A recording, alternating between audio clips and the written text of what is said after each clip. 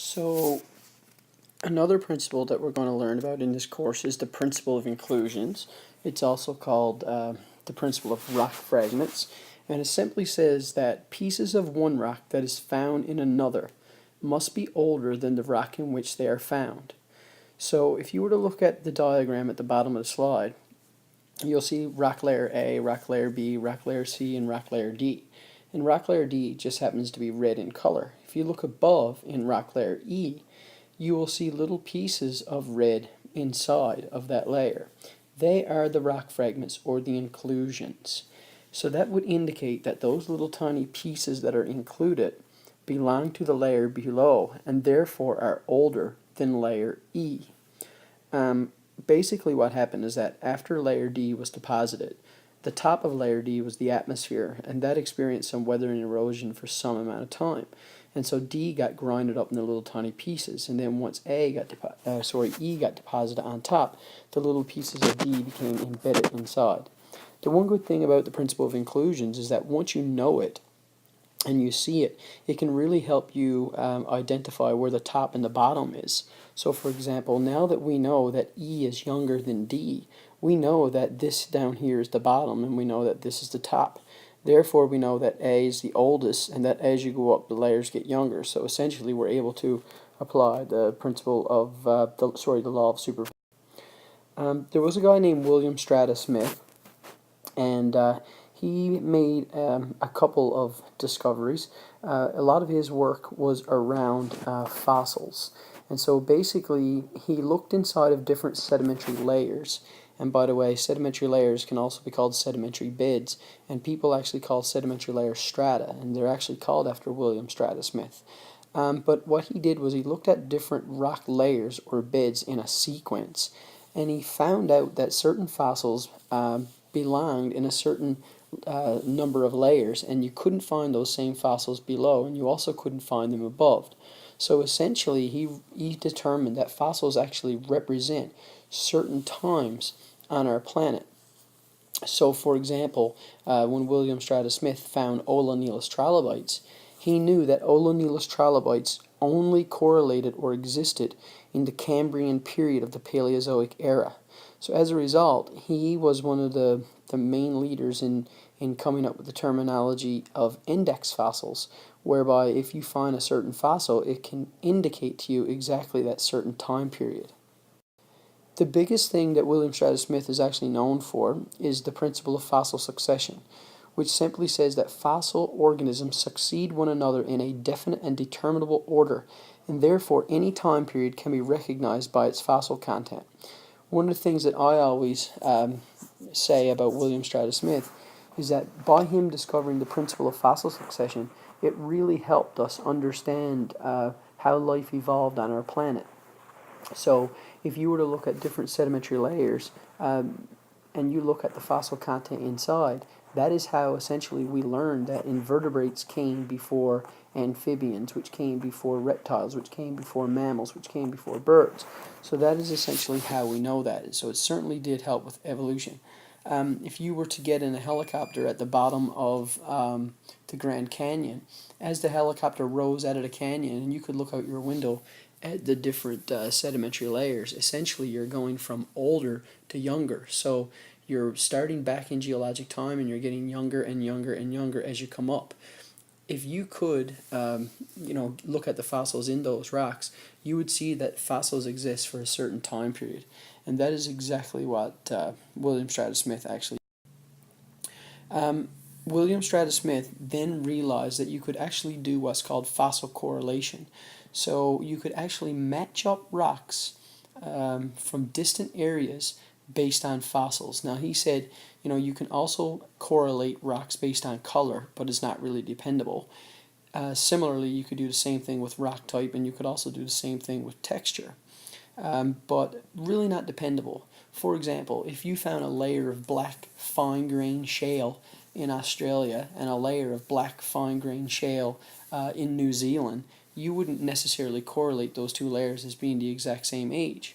However, if you looked inside of those two layers and you found fossils of Ollonilus trilobites, then you could correlate and say that both layers were created at the exact same time, and it was actually the Cambrian period of the Paleozoic era, all because those Oleonealus trilobites only existed for a certain amount of time. So this is an example of a correlation that's purely done based on rock types. So you can see the different symbols for the different rock types, and they've just drawn lines to basically prove how they actually correlate from one sequence, meaning this one here, to this sequence right here. So this layer of what looks to be limestone correlates with this layer of what looks to be limestone. This here is another correlation, and it looks to me like it's also a rock type correlation in the sense that it's actually following symbols. But having said that, it's mostly being correlated based on fossil types. So for example, if you look right here at this particular fossil, it looks to be in a rock type that got a brick pattern, whereas here it's in a different type of rock type. So I would interpret the geology here as being that number 6 in this area, while this what looks to be limestone was being deposited and what looks like shale was being deposited, they were being deposited at the same time because this species and this species was on the earth at that exact same time. So this is a perfect example of another example of fossil correlation. So you can see this sequence and you can also see this sequence. But if you look at these 3 fossils that are found in that rock layer, those same 3 fossils are right there in that layer, proving that this layer and this layer formed the exact same. One of the other things that we're actually going to learn about as a technique is what a nonconformity is. And so it's important that you consider a nonconformity as being a gap in the rock record. Geologists hate nonconformities because essentially it's missing rock that was there that's no longer there, and so time is actually missing. We can't go back in geological time, so all we can actually do to observe geologic time is to look at the rocks that formed over time. There's 3 types of nonconformities that you can actually get, and one is an angular nonconformity, another one is a disconformity, and another one is a nonconformity. So what I'm actually going to do is I'm going to go through, show you examples of each one, and also at that time give you a description of what each one means and or looks like. So in this particular diagram here, and it's important that I say that for the purpose of this course, you will know a nonconformity because it'll look like a squiggle line like that. A nonconformity essentially represents the processes of weathering and erosion, because weathering and erosion obviously removes and takes away rock, and as a result that rock is no longer there. So if you look in the diagram here on the left, you'll see this layer, and then this layer, and then this layer. We don't know how much weathering and erosion took place on this squiggled surface right here. We don't know how much took place. And then the next layer came, and then the next layer came.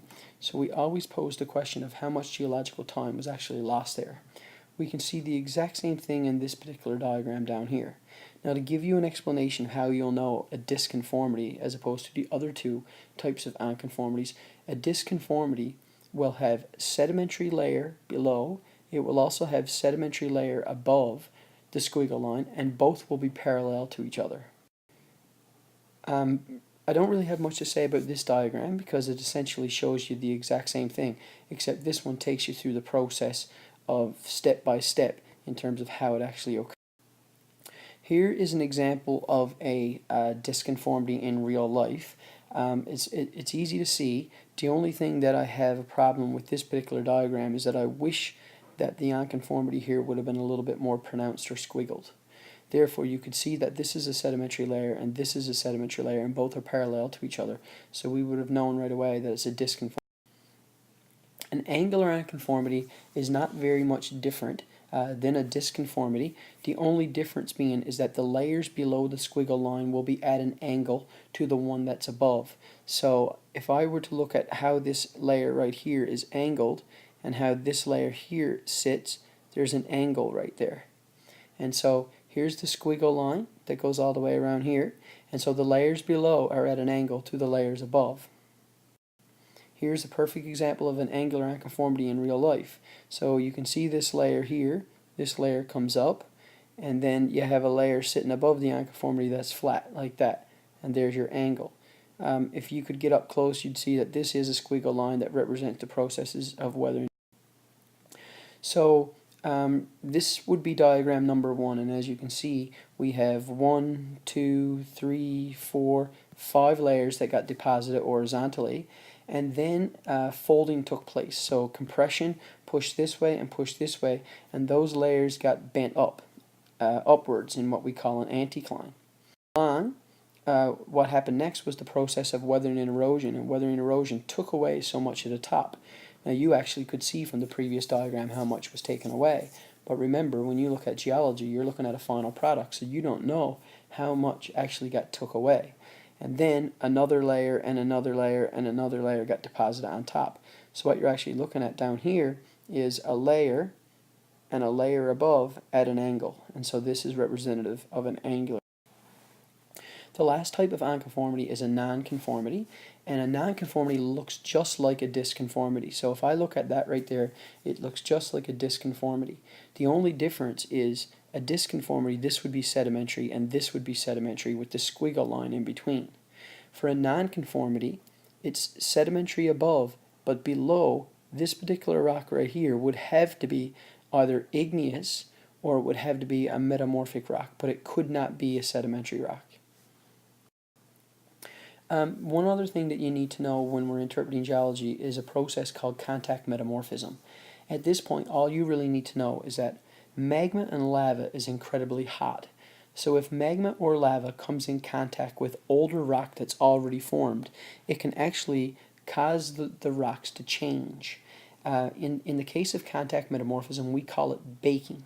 So in this particular diagram below, you can see these rocks were already here, and the magma came up and basically intruded into the existing rock. This magma was so hot that it basically baked or contact metamorphosed all the rocks in this area. Just note for now that metamorphism means the rocks are being changed as a result of heat, pressure, and hot chemical fluids, and in this case, most. Here's another example. So this would be the host rock all around here. So this is the host rock. The magma comes up, and the magma is so hot that it actually bakes or contact metamorphoses the rocks that it touches. Now in this particular course, from this point forward, I want everybody to realize that X's is the symbol of choice for representing contact metamorphism. So all around that magma chamber, you would have a band. You would have a band of contact metamorphism all the way around here like that. So for geology symbols, there's certain symbols that you'll need to know, and I'm going to go over all the symbols in class. The ones that are mostly, I guess, important for me to say here would be if you have just dots, dots represent sandstone. If you have what I call little minus signs, that represent shale. If you have bricks, that represents limestone. For conglomerate, which is a sedimentary rock, there are typically big ones and small ones. So it's more like these big ones that you have in here, but if I could, I'd also draw little tinier ones and even bigger ones as well. Granite, which is an igneous rock, will be plus signs. If anything is fully shaded in, it's another igneous rock called basalt. And of course, X's represent contact metamorphism. Typically, that's the only ones that we'll actually need in this course.